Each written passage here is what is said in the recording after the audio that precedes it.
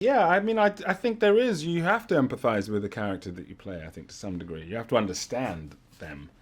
You have to understand what is going on. And I think for me, I think with Scar, there's always that thing about power and status that is in all of us, a need for that, a wanting for that, a longing for it. And some of that is important, some of it is important, and most of us can keep a lid on the unhelpful extensions of that. But he can't, and I get it, I get that he is obsessed with the power and the status that he wants, and it keeps him awake, and he's driven half mad, and there's no outlet for that, and so he has to rectify, he has to change things, he has to, because he's been driven crazy by it. So I get it, and that's interesting to play. It's an amazing song. Be prepared, and I don't know if you can prepare for it in a way. You kind of. I think like everything else in the process of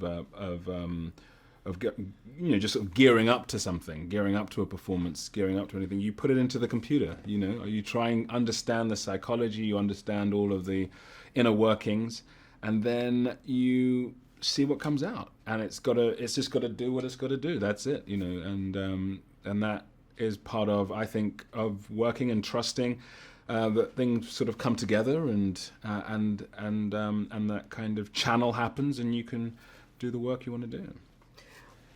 I got surprised once when the screen opens up on the new Lion King. You're captivated. I am an average theater goer, and I think it's magic. I suspend disbelief, and I'm there.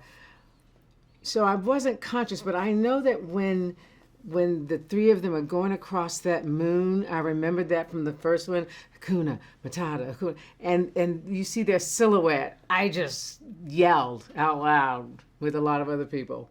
I mean, I think from the moment, just the very beginning, and with the way that this is, the visuals of this, I think that as soon as you see Simba turn around and it's so real as an infant, and it's just so, it's just so alive, and you just feel all of the power and the realism and the sense of it is remarkable. I know John speaks about having one image in there that's like a real landscape or something, a photographic landscape. But I couldn't for the life of me tell you which one it is, because everything felt like it was right there, on the savannah. So before I started, because they announced us, and then there was a long time before the world was excited that you were cast. Everybody was so happy.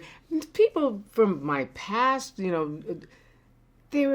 never have mentioned anything I've ever done. It was like, oh my God, you're going to be in The Lion King. It was like, whoa.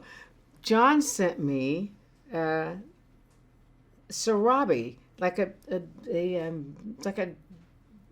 little figurine of Sarabi herself, what she was going to look like, and it was on this slate, like on Pride Rock. So he sent it to me in the mail, and when I got it, I just thought, there she is. I have to honor her. I gotta do her justice.